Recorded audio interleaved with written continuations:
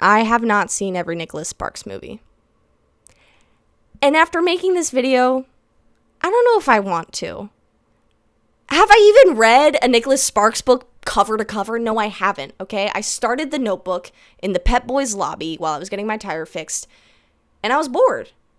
And my grandma, she said some words that really, really resonated with me. She says, life is too short to read books you don't want to read. I mean, reading is like teetering right on the edge of being boring, okay? You're sitting still looking at black and white letters.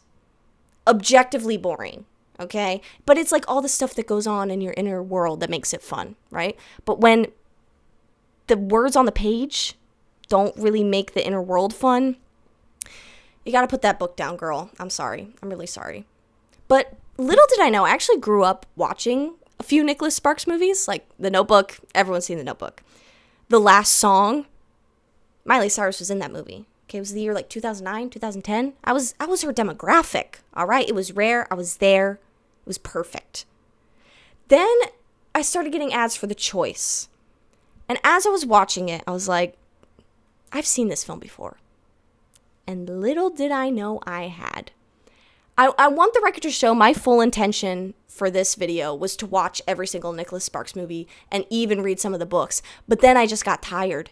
I got tired. Every movie is the goddamn same. And like, that was what I was trying to prove. So like, maybe for the best I got tired. Maybe it's like proving my own theory correct because I got bored of it. But it's not even the fact that it's repetitive that really gets me. Because like, every Magic Treehouse book follows the same story structure.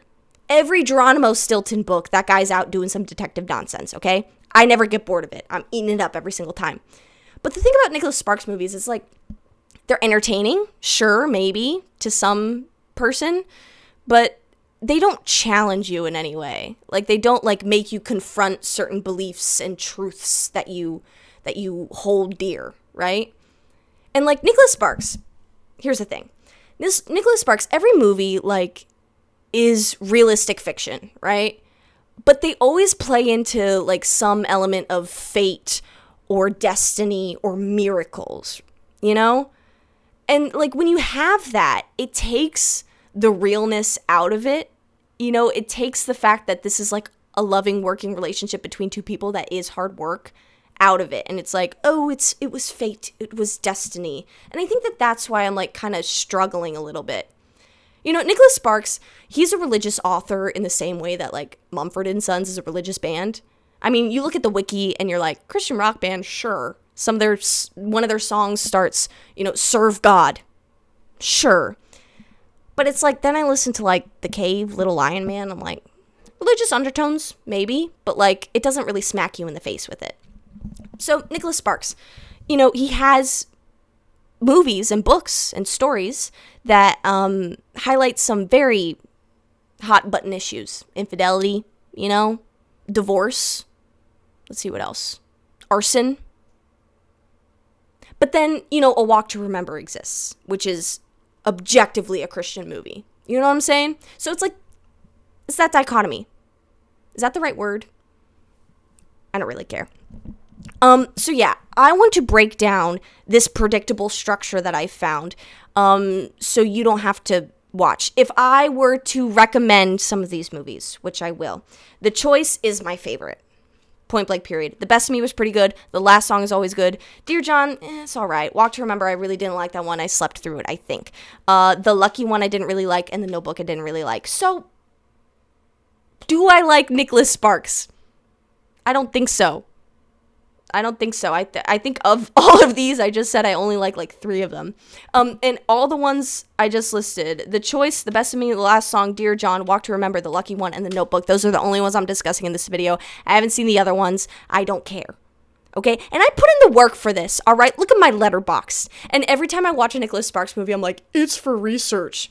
Yeah, right, Charlotte. That third rewatch of The Choice was for research. Sure. I'll believe it. But yeah, let's really start breaking this down. First we have to meet our characters because, it's like a template that he just like rewrites a couple of things. Our girl is stubborn. She does not need a man. Think Miley Cyrus in The Last Song, angsty teen, black eyeliner. And like a lot of his female characters are just genuinely that version of Miley Cyrus, but like in different fonts. Like the woman in The Choice, literally grown up angsty Miley Cyrus. The flashback version of the woman in Best of Me, angsty teen, stubborn, does not need, she's less stubborn, she's very nice. That's the thing, these are all very nice, polite women, ladies, but like very stubborn, does not need a man on her arm, does not care, can do anything, handle anything herself. And she's always like on a journey of self-discovery. She's always like reconnecting with herself in some way. Think Joey in Dawson's Creek season 3. She's always on some sort of journey that like no one understands and or cares about. Sorry, am I allowed to say that? And she always has daddy issues, i.e. the last song. A lot of my references are going to be to the last song. The boy, now this is a doozy. And the thing is, like, while the girl is like template, basically every woman in every Nicholas Sparks movie is the same, right? I would be mad if every boy wasn't also the same. So it's like, at least it's not out of sexism, and it's just out of like, you know, writing style. I'll put it that way. The boy is emotionally closed off. This is the most emotionally unintelligent man you've ever met in your life. Should not be getting into a relationship, especially with a beautiful, gorgeous, you know, woman that can stand on her own 2 feet and is very independent, you know? And this is actually a really important one, this next one. Can fix things. I swear to you, at any point in any Nicholas Sparks movie, the boy is fixing things. Noah builds a damn house in The Notebook. All right? In the last song, he builds like a little turtle fence. In The Lucky One, he literally gets a job as a handyman. The Best of Me, what does he do? He works on cars in The Best of Me. This guy's most likely a veteran, right? The Lucky One, veteran. Notebook, 2 veterans. Dear John, literally about them sending letters to each other while they're at war. Literally an allegory for 9/11. I'm just kidding. Or am I? It's not an allegory, but it's kind of like about 9/11. I just wanted to say the word allegory. I'm sorry I did that. Anyway, The Best of Me, he wasn't actually a veteran, but he worked on an oil rig, and that cannot be ignored. So he has that sort of like tragic background. You know what I'm saying? So the movie starts. The theater is black. The production people have like put in their little ads before the movie, and it always starts with some nonsense voiceover that they use for 2 scenes and immediately forget about. Think Divergent. They had Shailene Woodley in that booth for a total of 30 minutes. She recorded 2 lines for the beginning of the movie, 1 line for the end of the movie, and that was it. That's kind of like every Nicholas Sparks movie, because like they want to imply that this is a book, that this is a story. Sure, we knew that. That's why we bought the ticket, damn it, okay? We don't need it to be slapped in our face. I feel like when people do voiceovers, it kind of feels like they don't trust their audience. You know what I'm saying? It's like, you have to tell me what's going on rather than just like showing me. It's like The Big Short, you know? In The Big Short, they have all these scenes where they're explaining the financial crisis, which like some of them are necessary and good, but then you get to the point where it's like Selena Gomez and some random old white guy, and it's like, I don't care about this. Just show me Ryan Gosling. Just show me Steve Carell going around spitting nonsense. Show me Christian Bale doing nonsense. I don't need Margot Robbie in a Sorry, I'm getting off track. But anyway, I don't like voiceovers. That's all I gotta say. But if you're gonna use a voiceover, use it consistently. Use it throughout the movie. Don't just use it for 2 scenes and then 1 scene at the end and call it a day, okay? Do the work. All right? Pay that actor overtime to get in the booth. All right? Whatever. And when these characters, this girl, this guy, first meet each other, they hate each other. It's something I like to call the meet rude, where they meet each other and they immediately hate each other. And it really puts to test the theory like the opposite of love's indifference. It's giving screaming and fighting, kissing in the rain. It's 2 a.m. and I'm cursing your name. You know what I'm saying? And over the course of the movie, these characters slowly fall in love with each other. And I say slowly as a lie because it's a concerningly short amount of time. The Notebook, they fall in love together for a summer. Same thing, the last song, it was a summer. The Choice, a month. All right? And it's like, sure, when you know, but like, really? Really? Proposed to after a month? No one really gets married in these movies. That's the thing. I'll get to that later. But yeah, it's usually just like one summer or like a couple of months when they like find out that they know each other. And like the type of love that is displayed, it's like, it's weird because it's like they always knew that they were going to get together, but at the same time they hated each other in the beginning, which I'll never understand. The enemies to lovers trope is just not for me, and I'm okay with that. Like, the people that I don't hate anyone in this world, sure. I try not to hate people, but like if I do hate people, dude, I'm hating them with my cold, blackened heart 250%. Okay, there's not an ounce of love for that person. So in no way am I going to be like in love with them in a month. No, it just doesn't work like that. So it's like it's either they genuinely hate each other or they were in love the whole time. And like sure if they were in love the whole time, like why do you even waste the time? Maybe I shouldn't be speaking on this because I just don't like enemies to lovers, but sue me, that's a topic for a different time. But like there's also this sense of like everyone around these two characters like know that they're gonna get together, but they just won't admit it to themselves. Like in The Choice, the sister says to the boy, like, I think you just met your wife. And she was right. So anyway, I forgot to mention, the weird thing about the boy in all of these movies is they're always presented like in contrast to this other man, presenting the woman with a choice. You know, in The Choice, she quite literally has to make a choice between these two men. In The Notebook, everyone's seen The Notebook, right? She has this man that she met during her time as an army nurse, and then she has Noah. And so, like, the man is introduced, like, they're meant to play off each other is the thing, like, these two men. And it's weird that it's always two men.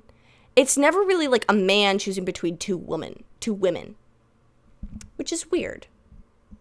I'll have to think on that. Anyway, sorry, I'm referring to my notes. Okay, so they get together, they're having a ball, and then here comes the breakdown of the relationship. Okay, this is the peak. This is the peak of the plot, all right? There's always some weird, tragic, unexpected death. Let me explain. The dad in the last song dies. The girl, Walk to Remember, dies. Sorry, spoiler alert. These movies have been out for years. I really don't care. The Notebook, need I say more? They both just drop dead at the end of the movie. What do you mean? The Lucky One starts with lots of death. Just so many people die at the beginning of the movie. And the best, this one was crazy. And the best of me, bro just dies. Bro just up and dies, gets hit by a car and dies. What do you mean? There's always some random character where you're like, there's no way this guy's dying. There's no way this person's dying. I think the one where it really hit me was The Lucky One, where the woman's bitch of an ex-husband just dies randomly because this kid runs out in a snow, like in a rainstorm. It's like, it was so unnecessary. It's like, why does this kid need to die? I'm sorry, RIP headphone users, because I'm just screaming into the mic and I do not care because I'm so passionate about this. Why are random people dying for no reason? I don't get it. Number 2. So here's the thing. I'm making a list of all the ways that this can break down. It can be one of these things or all of these things. The reason why the relationship just like dies for like 2 minutes of the movie.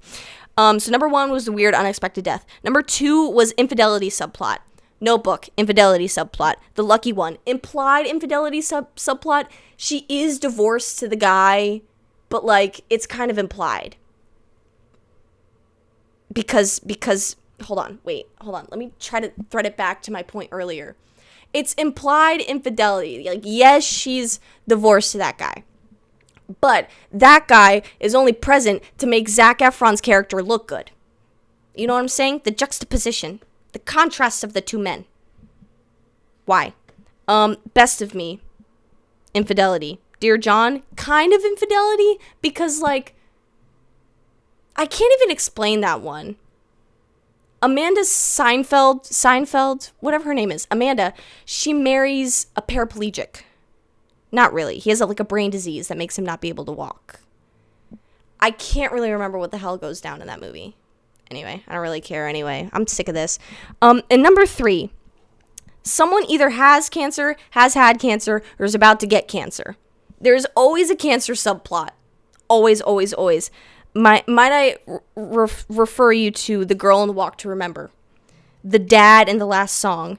Dear John, there's the sick guy, the paraplegic guy. I don't think he's actually paraplegic. I think he like has some brain disease that makes him not be able to walk or like move his body or work his brain correctly. But I don't really know the specifics. It was a while ago when I watched that movie and I slept through it. And Allie has Alzheimer's, which isn't cancer, but like, you know, someone in the movie is sick. And the sister in The Choice, cancer. I think the mom died of cancer too. So it's like everyone has cancer all the time. What are we going to do about it? And like you might be wondering, okay, the relationship broke down. How did they get back together? Well, there's always an Augustine archetype that gives some unexpected love advice. Who's Augustine, Charlotte? In the Taylor Swift cinematic universe, there is a love triangle between Betty, Augustine, and James, I think his name is, in folklore. Okay? And this Augustine archetype, it's like the person that the boy or the girl or someone goes to when they're trying to avoid their troubles with the first person, the Betty person. So like James, he was dating Betty, he breaks up with Betty, spends the summer with Augustine, and then goes back to Betty. But Augustine, this girl, she has really real feelings for this guy, and like he just led her on, and she really fell for him, and like, but that doesn't stop her from like realizing that that relationship isn't the best. So the best example I could think about this is the Annabeth character. Annabeth from Percy Jackson is in The Choice, okay? And she plays the girl that the guy used to date.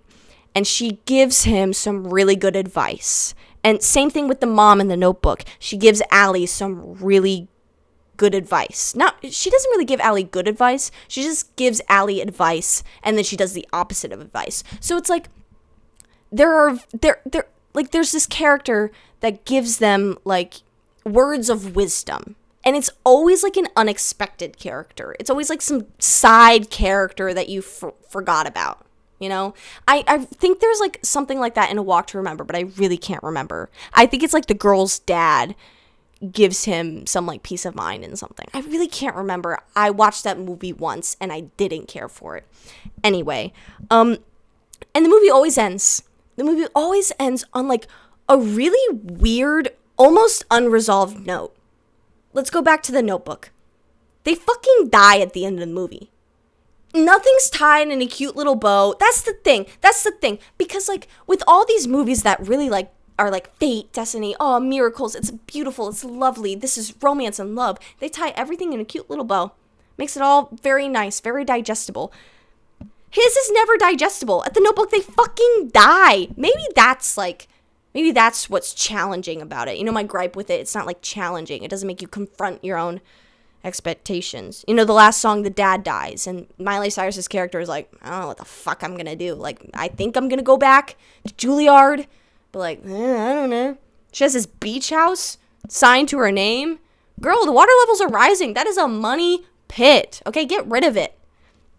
And Dear John, she's still married to the guy in the wheelchair, and then she's sending letters to John. Is that his name, or is it just, I can't even remember. I watched these movies so long ago. I don't even care. But yeah, like it always ends on like a weird note, and I'm like, is that the end of the movie? It's like when you watch a Marvel movie and you're like waiting for the post-credit scene, and then there isn't one, and you're like, that's it? For real? That's it? So yeah. That was all over the place. But this Nicholas Sparks formula theory has been in my head for too long, and I need it out. I don't want to think about Nicholas Sparks ever again, okay? Will I rewatch The Choice for a millionth time? Yes, because it's the best one, but other than that, I don't really have an inkling. I mean, the last song. Come on. Miley Cyrus, Liam Hemsworth. Birthed so much lore, so much pop culture media came from that movie. Who am I not to sit here and rewatch it tonight, actually, right now.